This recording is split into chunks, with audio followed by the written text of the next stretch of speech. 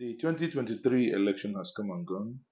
Judiciary delivered judgment, and Supreme Court sealed the deal by no single dissenting voice. You are part of the Labour Party at the campaign level where you acted as one of the spokesperson to the ObiDatti campaign. Atiku Abubakar, the presidential candidate of the PDP, is asking the Labour Party and other opposition parties to come together to forge a force. Understanding what happened during the election, during the judicial trial, with that call made by Atiku, what do you think and what is the way forward? Let me say clearly that with what happened from February up until the 26th of October, when the Supreme Court sealed the electoral process and said to Nigerians it was time to move on, I say without equivocation that the next window of political engagement is opposition. You have a leadership, the next is the opposition. So Atiku Abubakar may have caught the bull's eye by calling for a credible opposition. But do I agree with the call for a merger of forces? Do I agree with the call for the leading parties to come together and form a credible opposition to the present APC government? For me, it's come to come, sir. I think that first, I'm interested in ensuring that we have a Labour Party that lives up to the challenge of now. I'm interested in ensuring that we have a Labour Party that fixes its house and is primed for the role of a credible opposition. And let me say clearly that between April 2022 and now, we have had formidably um, an opposition in the ObiDient movement. But the ObiDient movement is not a political party. And most of us have since joined the Labour Party. What we want is a Labour Party that rises to the occasion. What we want is a Labour Party that throws away the toga of transactional leadership. What we want is a Labour Party that encapsulates the aspirations of the Nigerian people. When you have an APC government that cares about, I tell people that the mantra of the ruling party is me, myself, and I. Then you must have an opposition that thinks about the people. And the way to that credible opposition is to have a Labour Party that is fully reorganized, that is pro the masses of our people, that stands for the ideology of the labor unions, and that stands effectively ready, willing, and able to challenge government to responsible and responsive action. And so, for me, I think that Atiku Abubakar's call for mega is a bit too early. I insist that what is most important now is for Labour Party to rise to the challenge and the urgency of now. But, looking at that, actually, the APC merged then with, ACN, the ANPP, and APCA. So and the new PDP. And the new NPDP, yes, led by Amechi. So there is no way you could dislodge a ruling party, and bear in mind that the party has this mantra of grabbing it, running with it, and you can go to court. So there is no way, with the by-elections that we have seen now, where violence is the order of the day, the winner takes it all. So there is no way you can fight this without necessarily coming together and merging force. So what don't you think that Atiku, I believe in this sense, it's right. Let me say that in 2013, when the merger came between four parties inclusive of the new PDP to form the All Progressive Congress, it was just about a few months to the election.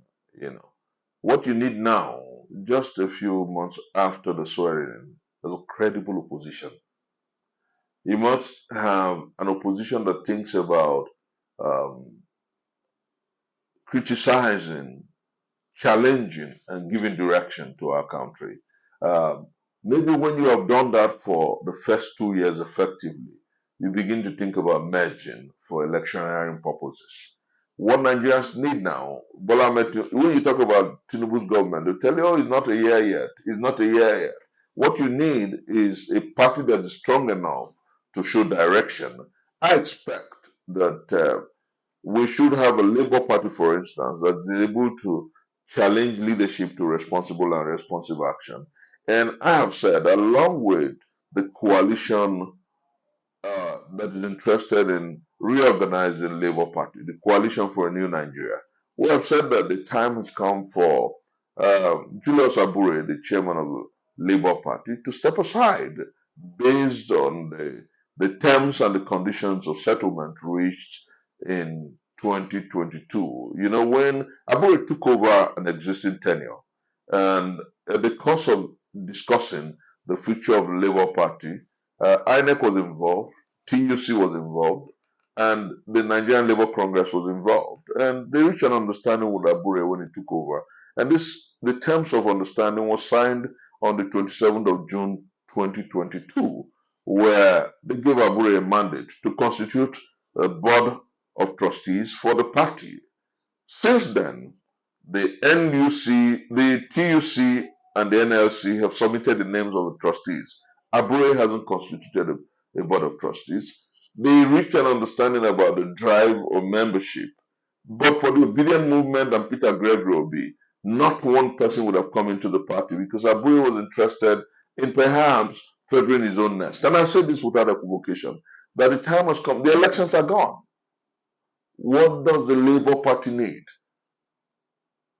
Interested leadership that is committed to encapsulating the aspirations of the Nigerian people.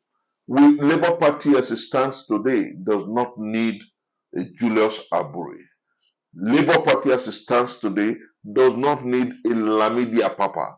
Labour Party as it stands today needs a leadership that is vibrant, that is committed to the ideals of the party, a leadership that will follow through the constitution of the party, a leadership that will say to the Nigerian people, we have your interests at heart, a leadership that says to the people, I've got your back. Because what we have today is an administration that must be checked. What we have today is an administration that must be called to order. What we have today is an administration that must have a credible opposition. And very unfortunately, the Julius Abure-led Labour Party and the incorrigible fractional leader called Lamidi Apapa are unwilling to do that. And as I talk to you, the TUC Trade Union Congress and the NLC Nigerian Labour Congress, who are the owners of the party, are working with us in ensuring that we have a new Labour Party that's able to encapsulate the aspirations of the Nigerian people. So, in essence, what you're saying is that you're calling for Abure, is it to resign or to step down or to go away? But many would argue that Abure is seen as the general who led the battle, and he led during the trials of without knowing that Peter Obi would join the party, and Peter Obi joined, and they got 6 million votes and won Abia State. So you want that general to step down? Now let me say, this is clearly interesting. As you and I talk, Labour Party inherited a monstrous movement called the ObiDient movement. As you and I talk, in April, May 2022, 90% of Nigerians did not and never heard the name called Julius Abure. It was the ObiDient movement and the persona of Peter Gregory Obi that brought the Labour Party to the fore. And that was why, at some point, a certain statement was credited to Alex Oti when he said that he won the election in Abia State because he had worked so hard for so long to become the candidate to beat. And he tried to make people understand that he wasn't disparaging or demeaning the movement that Peter Gregory Obi became. What is important here is that if we must speak dispassionately, the ObiDient movement was a force of Labour Party. And that ObiDient movement is asking for a Labour Party that is effective, efficient, and effectual. That ObiDient movement is saying that we're disappointed with what happened during the off-season elections. We're disappointed with what happened in the Imo State primaries that produced a candidate that wasn't so much of the color of the movement.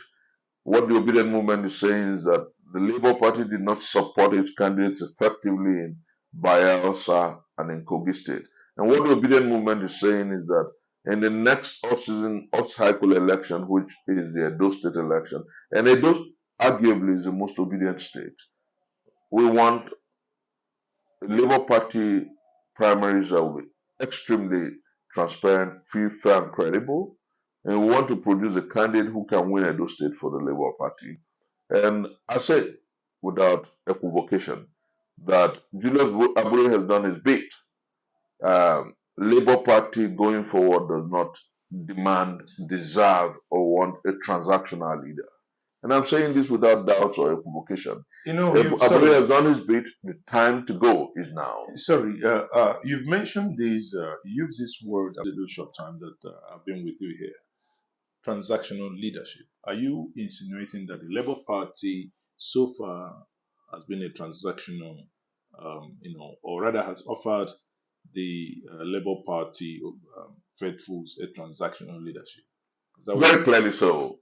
The witch cried last night, the child dies this morning. We know the story about what happened in Imo State during the primaries. We have information and data, which of course was confirmed a few days ago by the gubernatorial candidate of the party in Bayelsa State, where clearly on national TV said that 100 million was released to the Labour Party leadership in Bayelsa State, and allegedly 50 million was sent to the national. We have several such lamentations and several such figures. And clearly you ask yourself, why is it taking so long for the national leadership of Labour Party to stand up to several challenges? We have a government that has failed to start up correctly and appropriately. And the Labour Party is not speaking up strongly against the borrowings of the present administration. The Labour Party is not rising up effectively and efficiently against the policy misdirections and false power of government. Remember how many times the price of fuel has been increased. Remember how tragic our electoral process has become. Remember clearly before us, we bought under this administration fuel at different prices, and Labour Party is not standing up to make strong statements pro the people, pro the masses of our country. And then for a party that encapsulates the aspirations of the people, we want a Labour Party that rises up to the challenge. And clearly and without doubt, Julius Abure cannot play that role. Now, clearly and without doubt, the ObiDient movement and the leaders of the party are looking for a Labour Party that would stand up for the masses of our people. And that's why we're saying that it is time up for Julius Abure. Staying on this topic, what is your message to the ObiDients? There's hope in the horizon. They've stayed the course. Interestingly, the ObiDient movement remains the most committed movement that is saying that things can be done better. And interestingly, we have a lot of them working with us and ensuring that we have a new Labour Party. We're pushing the ropes. So many of us have joined the Labour Party. I have my membership card. You want it on screen, I can show you on screen. And we're saying that ObiDient should come take over the party. Clearly, some of them have said that most of the ObiDients are not members of Labour Party. This is my card. I'm a member of Labour Party, and so many ObiDients have joined the Labour Party. We're looking at how we can use the Labour movement and the party as a credible way to ensuring that we have a government that is responsible to the people, to ensure that we play the role of a very credible opposition, and to ensure that come 2027, we're able to win elections and reposition our country for greatness. That's what we're talking about. What we're saying is that it's time up for Julius Abure. We want a national convention. We want a country that works. We want a party that is responsible for the people. And we want a party that truly, truly encapsulates the aspirations of the Nigerian people.